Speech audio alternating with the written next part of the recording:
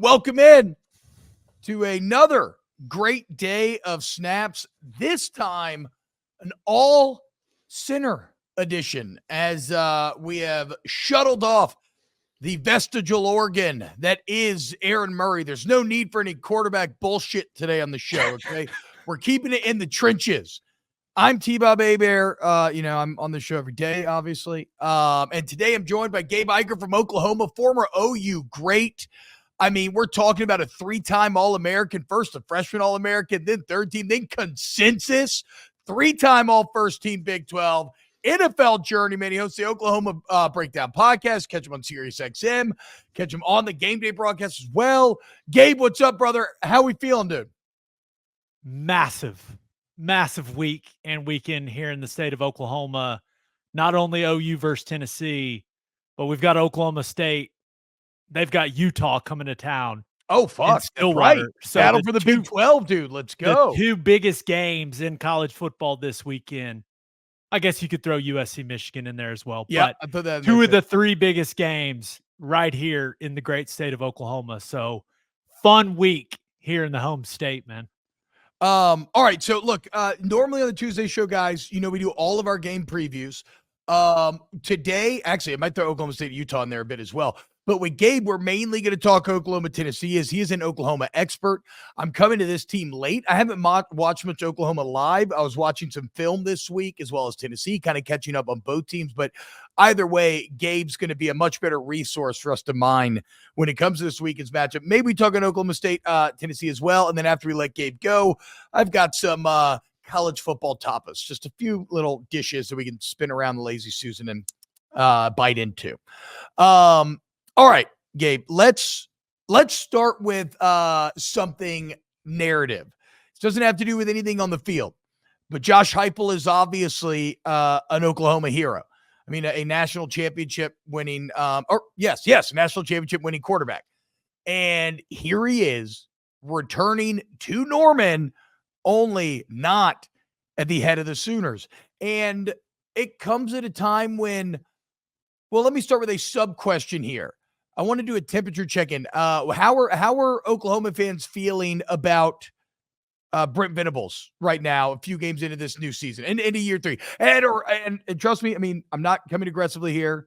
LSU fans, Brian Kelly, it's a very similar situation. How are they feeling about Venables year 3 right now? I think they feel pretty good because the defense looks the part.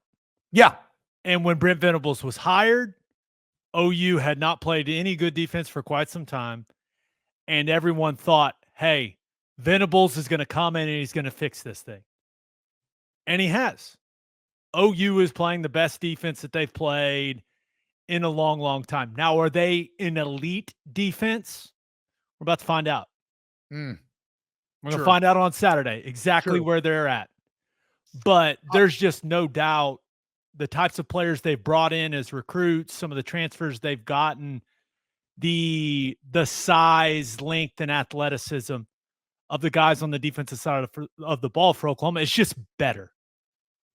You brought Zach Alley in to call the defense. Alley is basically a mini version of Brent Venables, learned under him at Clemson.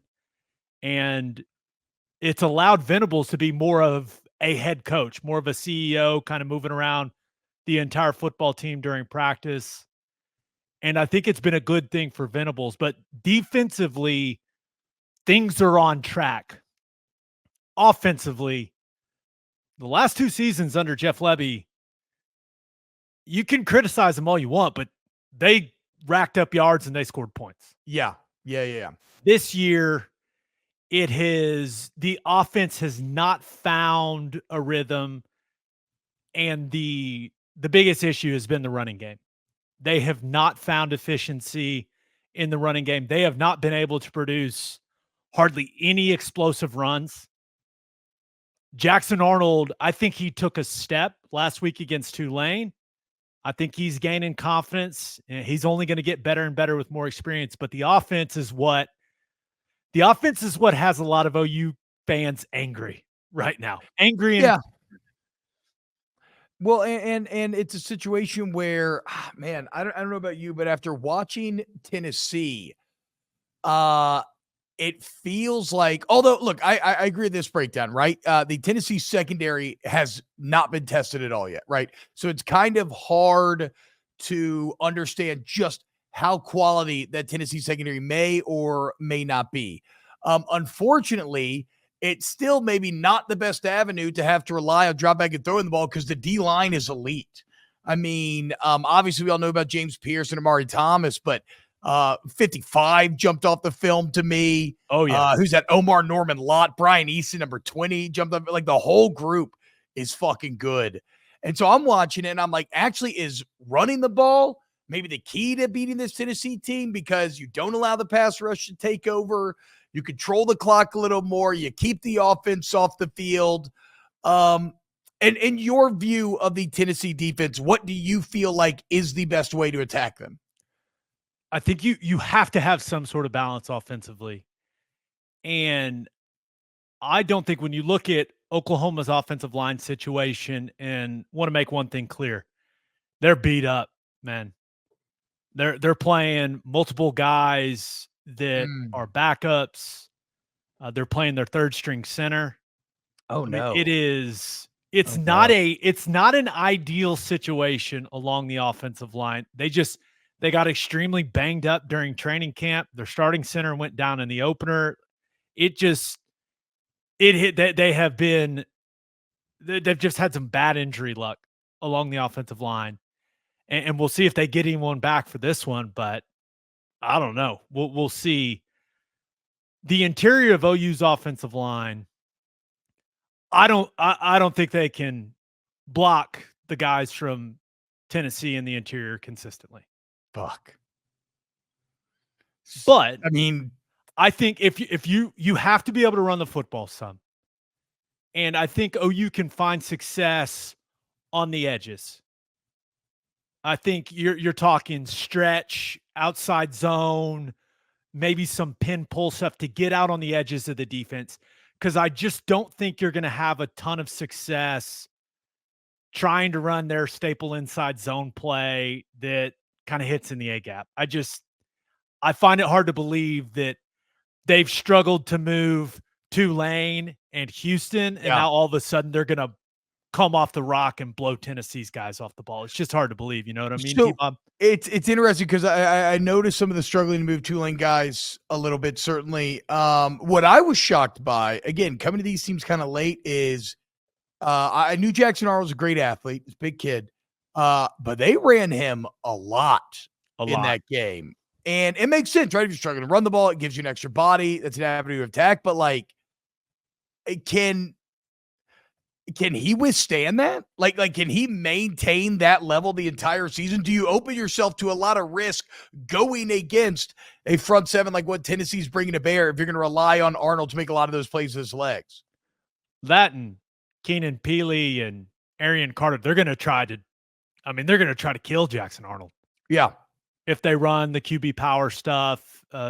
Now, he did have a big long run against Tulane on just a GT counter read play, simple read for him, takes down the sideline, shows fooled everyone. speed. Good fake. Like no one knew where the fucking ball was. Yeah, 47-yard run, really, and he's shown some toughness. Yeah. Finishing runs, taking hits. I agree. He's a willing runner. I don't want to be misconstrued. I'm not saying that. Very tough. I have it right here in the notes. And he's going to have to run it quite a bit in this game because Oklahoma's going to need that extra hat in the blocking schemes. Yeah. Because if you're looking at 6 for 6, do I think Oklahoma's going to consistently win that battle against the core 6 guys in Tennessee's defensive front? Probably not. They're probably going to lose more battles than they win there. So you're going to have to gain an extra hat and go to quite a bit of the QB run game. And Jackson Arnold has showed that he's willing to take some hits. Like, the guy's not scared. But the thing that when I look at Oklahoma's offense against Tennessee's defense, OU has really struggled to produce explosives in the passing game. Yeah. You look at the Tulane game, their longest passing play was 20 yards, and it was a wide receiver screen to Deion Burks. Throw it to him right now, go be an athlete, he got 20 yards. That was their longest passing play of the day. And it's Tulane. It's not Bama. It's not Georgia. No disrespect to the Green Wave. That's a good program. I think John Summerall's a hell of a coach, but it's Tulane. And OU's guys did not show the ability to run away from those guys from Tulane. Tennessee's secondary, you nailed it though, TBob. Tennessee's secondary has not been tested. And you and I both know prime time, ABC, under the lights, game days there. My hope is that some of these wide receivers from OU play as fast as they've ever played. And they just have a little extra juice than they've had. But I think Deion Burks is the key for Oklahoma. They need him to have a massive night. He's their most dynamic playmaker. Nick Anderson, it sounds like he's going to be back for this game. This is a guy that scored 10 touchdowns last year for Oklahoma. You'll notice him. You'll go, yeah, who the hell is the 6'4" guy? I mean, he looks like a first-round draft pick at wide receiver. He looks like an NFL wide receiver. That's the way he looks.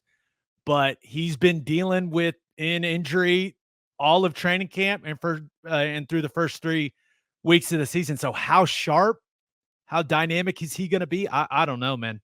But we'll see. About to find out. So that feels kind of validating to me because, in my own film review, I basically wrote like, look, Oklahoma's offense was very on schedule against Tulane. It wasn't like bad. It was very on schedule, it was efficient, but it did feel like it was lacking a little bit of threat. And maybe that's like the biggest difference that I see between the two offenses is Tennessee's attack just feels like it's full of razor blades. Whether it's, and then at the end of the day, Nico can use his legs to great effect and has done so multiple times. We know that Josh Heupel offenses want to run the ball first and foremost. That is what kind of cranks everything up. And Dylan Sampson has been great. I just learned he's from Baton Rouge. What the fuck, dude? He's been great this year. Obviously, when I'm looking at Oklahoma, the front seven, like you said, I think the D-line looks like they got dudes. Danny Stutzman is an absolute dog, certified, obviously plays so downhill, so strong. Can Oklahoma manage? Because you know what Tennessee does? They want to spread you out. They want to get you on the edges. They want to stress you horizontally on the flanks and then hit you up the middle. Is Oklahoma strong enough in the middle with the 5 or 6 players that'll be left over in the box to be able to stop that rushing attack against a Tennessee O-line that's pretty good? How about that left tackle 53? He's a big motherfucker, huh? He transferred from LSU. What's up with him? He didn't play against Kent State. They said they held him out for precautionary reasons. If he's banged up, then I would assume he's going to play. But the drop off between him and 66 is pretty significant. Yeah. Absolutely. So as I was watching the difference between Lance Hurd and Dane Davis, I really hope 53 doesn't play because 53 looks enormous and he will maul you. And I like their O-line as a group. They've got a group that is tailored to what they do offensively, and that's gap scheme runs and running right at you. They pretty much they do some unique things with their run game, but they want to run variations of power and counter. They've got some of the pin pull stuff to kind of get it out onto the edges, but ultimately they want to maul you off the ball. And I actually think that plays more to Oklahoma's strengths. Okay. You saw late in the second half of the Tulane game, Tulane started, especially in the fourth quarter, started to find some success with the stretch play, where they made the Oklahoma defense kind of react horizontally and run as those gaps changed, and they found some success. But as far as like gap scheme, downhill type of stuff, OU hasn't seen anyone as good as Tennessee, clearly, but they've played that stuff really well this season. And Dominic Williams and Jaden Jackson and Dejon Terry, those defensive tackles for Oklahoma are kind of built to anchor on those types of gap scheme double teams. Like that, they should hold up pretty well to that. But it's going to be about the linebackers. It's going to be about Stutzman and Kip Lewis getting off blocks and making plays. And the way that Tennessee spreads you out, those splits with the wide receivers, it's hard to disguise things.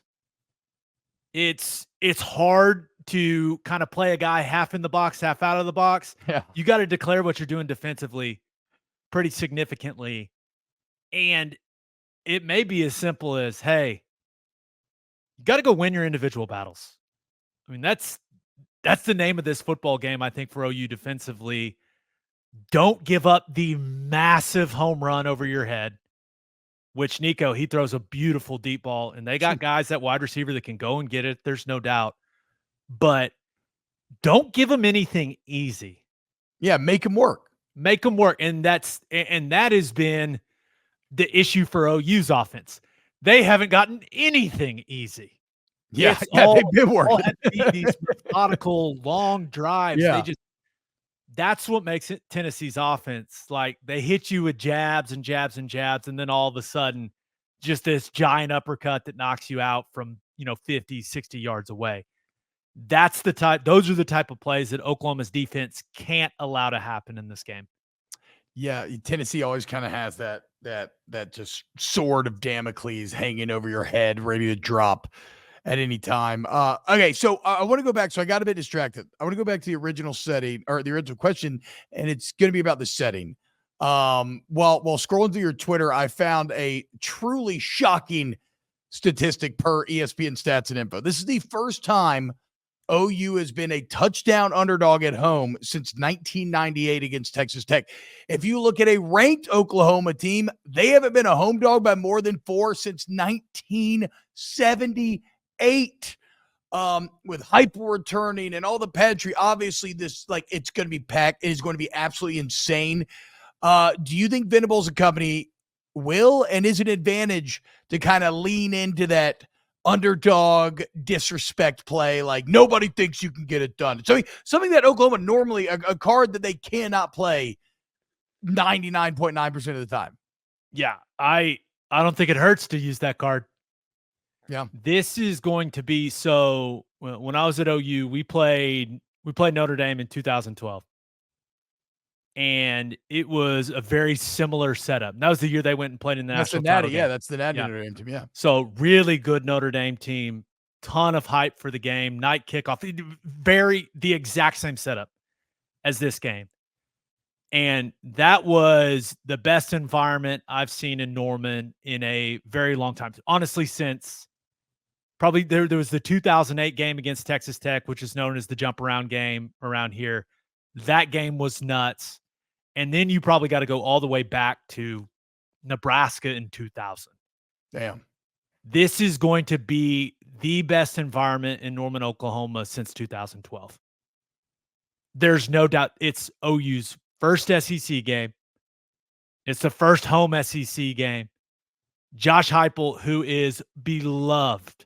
I was about to say, will he be welcomed back? That's what I was getting at originally, too. Will he be welcomed back Saturday? He will be welcomed back, and that it adds an interesting wrinkle. I'm interested to see how OU's administration handles that. I think it's going to be subtle. Like something, there's an iconic clip of him kind of getting lifted on to a couple guys' shoulders after they won the national title in 2000. I could see that clip somehow making it into the intro video for this game. Yeah. Something like that. I don't think there's going to be some big welcome back, Josh Heupel. No, you can't do that because it's a little awkward because, I mean, they got because if the fans, if you are somebody who's like, I don't want Brent Venables, then the immediate thing is like, why don't we have Josh Heupel? Yeah, why is he in Tennessee? Raw. And Heupel was my offensive coordinator in my last 2 years. Oh, wow. Yeah. So I was. So you got some love for Heupel. I absolutely love's the word for it. For sure. I have a lot of respect for the man.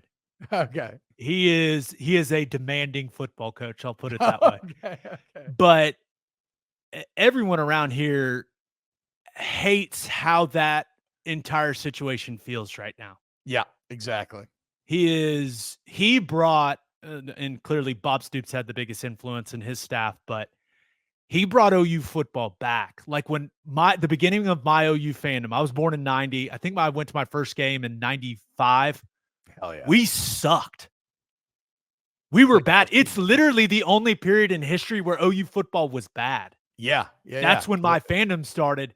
And then Heupel came in 99 with Stoops, and it was like, oh my gosh.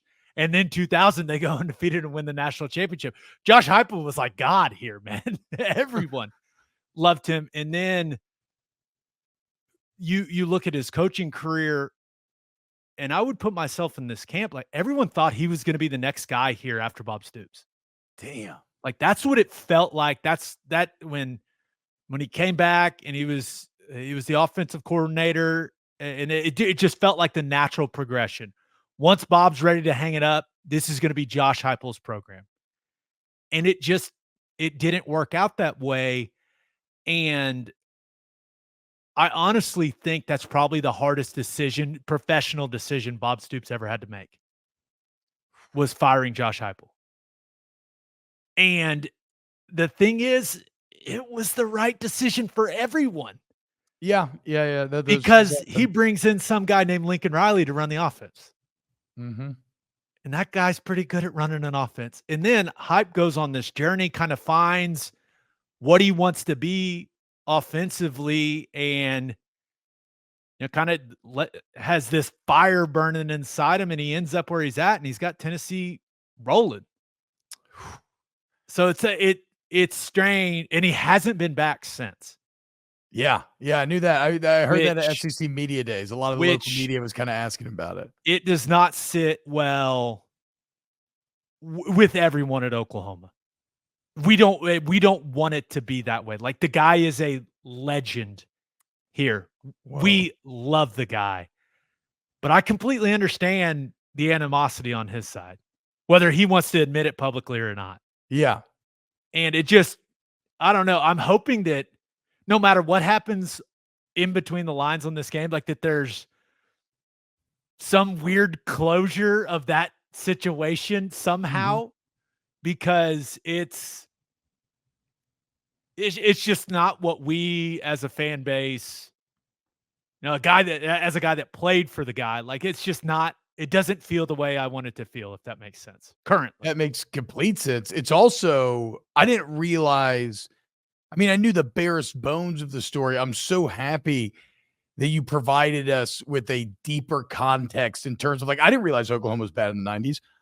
I just thought Oklahoma was awesome the entire time the program. The John Blake era with dark days, my friend. So he was the literal savior who looked like he was the heir apparent, and then he got forced to go find his fortune elsewhere, and now he returns at the head of an army that looks more powerful than the one currently assembled in the stadium he's going to be invading. Oh, yeah, boys. That's fucking college football. That's the good stuff. I got goosebumps pouring in my body right now, dude. So Saturday's going to be absolutely electric. Like you said, best it's been since 2012. Give me a score prediction, then I'll let you go. Or not a score. I don't care about score. Just give me like kind of a read on the game prediction. Who wins? I expect Oklahoma to be at their best on Saturday. You've watched the tape. I've watched the tape. I expect to turn on the tape on Sunday and go, this doesn't look like the team we've been watching. Yeah. I expect to be a certain intensity and physicality to this team that we haven't seen. And it only comes out when you get in a supercharged environment on the national stage like this. But I think OU's really going to struggle to block Tennessee. Yeah. And they just have not shown, and maybe Nick Anderson coming back makes all the difference in the world. That's my hope, man. That's my hope. But I just think I'm going to have to need to see OU's offensive line block that group from Tennessee before I believe it, because I just think it has not been a dominant offensive line for Oklahoma. All the injuries are really holding that group back. Yeah, that sucks. And Tennessee is, and you got to remember OU's been in the Big 12, but Tennessee's the best defensive line that OU's seen since the 2018 Orange Bowl against Alabama. I would agree with that. Last year's group from Texas was really good, especially in the interior with Sweat and Murphy. But this group from Tennessee, they're deeper. Yeah. And they've got a top 10 pick at the edge spot. Yeah. I don't know how, I mean, the crazy thing about Pierce is how much power he seems to generate. He does not look very big. He does not look big, dude. He does not look big at all. I'm like it's not like he's out there looking like Myles Garrett. And I was in Cleveland. I was in Cleveland when they drafted Myles Garrett, and the first day he showed up, I was like, "Oh my god, like, holy fuck, dude! Look at this guy, this fucking Pierce, monster of a man." Pierce almost looks like he looks thin, like a giant wide receiver or something. Yeah, I don't agree. know, but his quickness, his get off could give Oklahoma's tackles problems.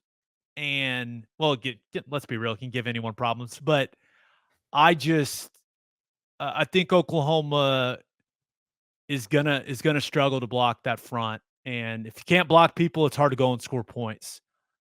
I want to make it very clear. I hope I'm wrong. I hope on Sunday I get on my podcast and all this other stuff I do, and I go, I was wrong. OU's O-line whooped their ass up and down the football field. Yeah. But that's not what I've seen on tape from them so far. And even though they've played garbage competition, you kind of know it when you see it with the defensive line. And Tennessee's defensive line, they look like they got it. I agree, man. Look, I think that neither team has obviously played a team as good as the one they're going to face this weekend. Yes, Tennessee has looked better against weaker competition, but I do think Oklahoma's being slept on a little bit. I think if Oklahoma and LSU were to line up today, after what I've seen through 3 weeks, I would pick Oklahoma. We'll be interested to see before Death Valley how we feel later this year. But it's one of those situations where the same thing I say about LSU. I don't know that the problem is I think Oklahoma's still a really good team. I just don't think they're in the Georgia, Alabama, Texas, Tennessee, Ole Miss, and Mizzou tier right now that seem to be a bit separated from the Western League. But I would have Oklahoma at the top of the rest, and I expect him to play Tennessee good early on. I just think in the end, Tennessee's offense is just going to outpace Oklahoma's a bit. I think Nico he's been good. Don't get me wrong. But when you really dive in to some of his throws, he's not the most accurate guy I've ever seen. Okay. Yeah. He can make, man. He throws a beautiful deep ball, but he misses high quite a bit. Mm-hmm. And this Oklahoma defense has forced 10 turnovers through 3 games. Oh. They do a nice job of turning the other team over. And that, I think, for Oklahoma to have a chance to win this game in the fourth quarter, they're going to have to force a couple turnovers from Nico. Oh yeah. I think you're trying to you probably got to be, if you're OU, you probably got to be +2 in the turnover column, in the turnover margin to have a chance to win this football game in the fourth quarter. And that's what I hope we get. I hope we get an absolute classic in this one. Clearly hope the Sooners end up on the right side of it. But even if it's all about OU going out there and playing its best, that's my hope, is that they play a more complete football game on both sides of the ball than they've played this season. And if you do that, you can kind of just live with whatever the result is. Sometimes the other team just has a few more dudes than you've got. I'd feel a lot better about OU's chances if they were healthy along the offensive line, but they're not, man. They're beat to hell. Yeah, I didn't quite realize that. That's a brutal game changer for me as well, outside looking in. Gabe Ikard, that's why we got him on. I told you he would have great analysis, excellent breakdown of this game. Gabe, we saw some early droplets, but the sweat held off. for the most part, and wearing a That gray T-shirt nonetheless, dude. How about it? Wicked it away. and yeah, this is a gas station wars game. You got Tennessee's a pilot school, OU's a love school. That's right, dude. I didn't know that. I didn't know OU Come was on. a love school. Let's fucking go. The Yeah. battle for gas station dominance going down this weekend in Norman. Gabe, thank you so much, brother. You have an excellent day. T-Bob, you're the man. And by the way, I'm hitting you up to come on with me and Teddy Lehman for LSU week. Hell yeah, bro. So Let's get go, ready for that dude. invite. That's gonna be so Coming fucking soon. crazy. All right, Gabe, take it easy, brother. All right, see you, man. There he is, Gabe Ikard, 3-time All-American, legend at OU. Yeah, like we kind of got into there. I didn't know that about. God, my tooth looks funny. I didn't know that about the O-line injuries. That feels like way too much to overcome, personally. I think Tennessee right now looks like it could potentially have one potential weakness, and it would be in the secondary. The problem is the secondary may not be a weakness. It's just that they haven't been tested at all. We just don't quite know yet. And even if the secondary is a weakness, a front seven and a pass rush like Tennessee is bringing to bear with James Pierce, Amari Thomas, Omar Norman, Lott, Brian Eason, like that is such that you can even make the back end look way better. I'll say this. I thought it was pretty interesting that I did, doing my own independent film review, that me and Gabe arrived at a lot of these same takes, which is leading me to believe that I might have an okay read on this game. I just don't see the path to Oklahoma to win, unfortunately. Again, and I don't think Oklahoma's bad, guys. Like, I think we chose to go 6-7. I think that feels a little ridiculous now after watching that team on film. But I don't think they're good enough to beat a Tennessee team that feels complete. It just feels so much more dangerous.